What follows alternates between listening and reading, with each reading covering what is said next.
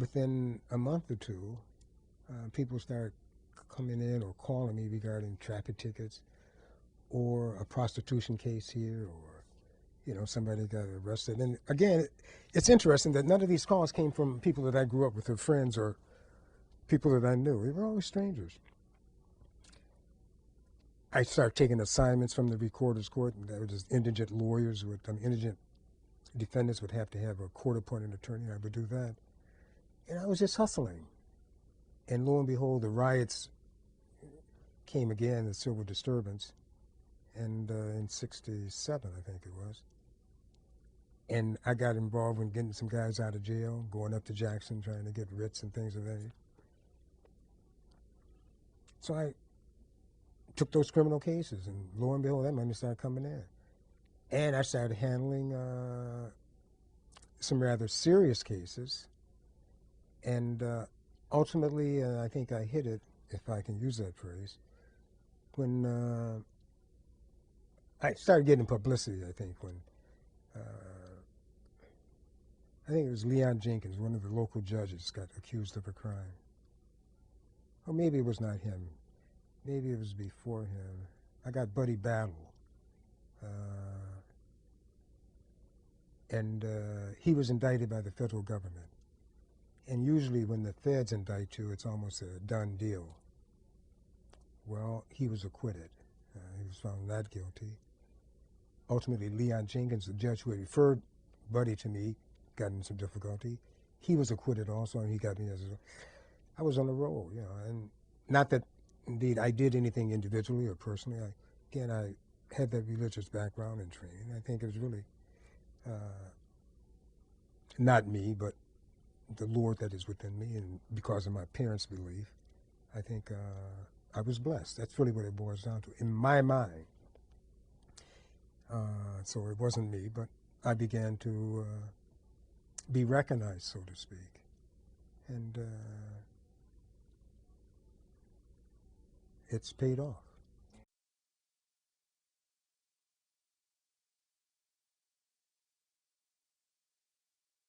Yeah, he did talk about it, principally of how he didn't want us to work in the factory. And I guess he was a laborer. That's the first thing, because they had categories, laborers, and they had skilled tradesmen, apprentices, and things of that nature. I'm not too sure if he ever worked in the foundry. I think he always worked in the production area of the construction or the putting together or assembling of the automobile. And as a matter of fact, Ford had a plant or building out there called the Assembly Building, along with other buildings. They had a steel building, a rolling mill building. I've forgotten some of the others, but haven't been exposed to it personally.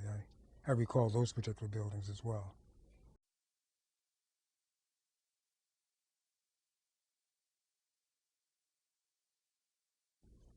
But it was a good life, I mean, it was a good life because you didn't know there was anything better. And if you were poor, which we were, but other people were poor too, so you weren't deprived. I mean, it was just something to think about as you reflect upon it. Never having money to buy lunch in school. When I went to Northwestern, I don't think I ever bought lunch. Always took a sandwich or something like that. Tried to avoid taking it rolled up in paper. Always take a bag.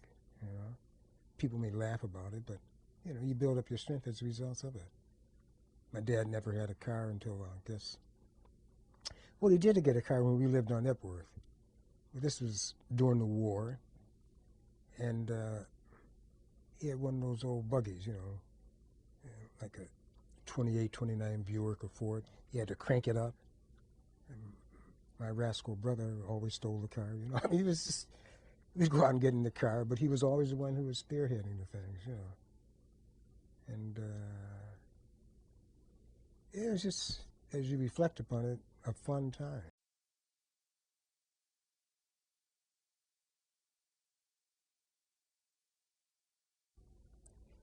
I think my parents came to Detroit in the 20s.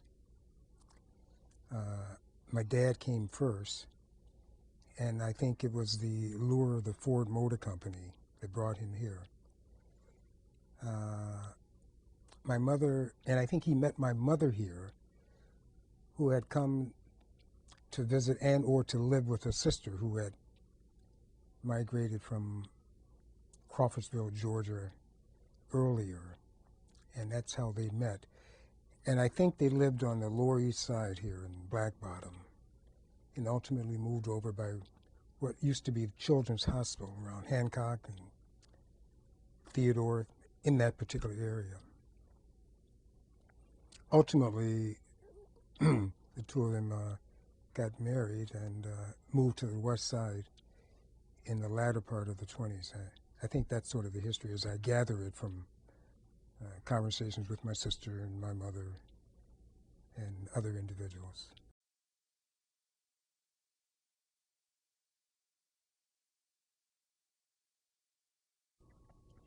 And I can remember playing holes around the house. I mean, around the dirt on the outside. I don't know if you know what holes are, but you dig a little hole and you take some marbles and you span your hand, and that's where you could go from the hole, and you try to get into the other hole, you know. And the accuracy was based upon getting into the hole with the minimum amount of shots by shooting the marble. And the holes were built sort of like really like a golf course. As I think about it while speaking with you, that's really what it seemed to be about, because the holes are built along the contours of the land, and you'd have to go slowly up a hill or fast and run the risk of going over and then falling back, or try to find a level area to get into the hole. So a lot of the kids gathered around our particular house because we had dirt in between the two houses, where other people may have had grass, you know.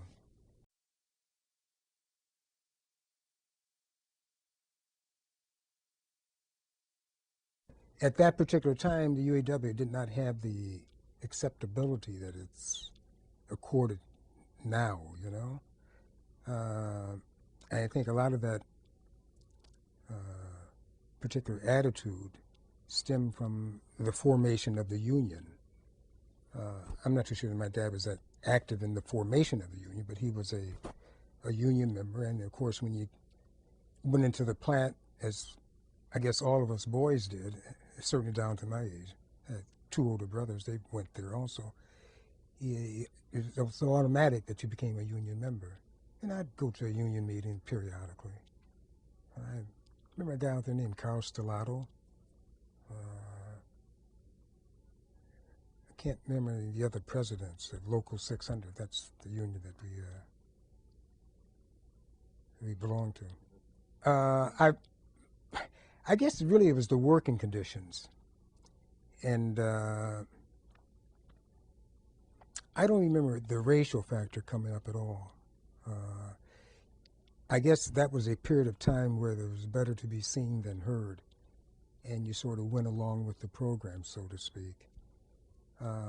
My dad was not that aggressive, not that he was that passive either, but he was not an activist. And I think many of his generation, were not really that active. And that's why I guess you have to give a lot of credit to those individuals who were strong enough and I guess A-type of personality-wise, who were willing to run that risk and to speak out.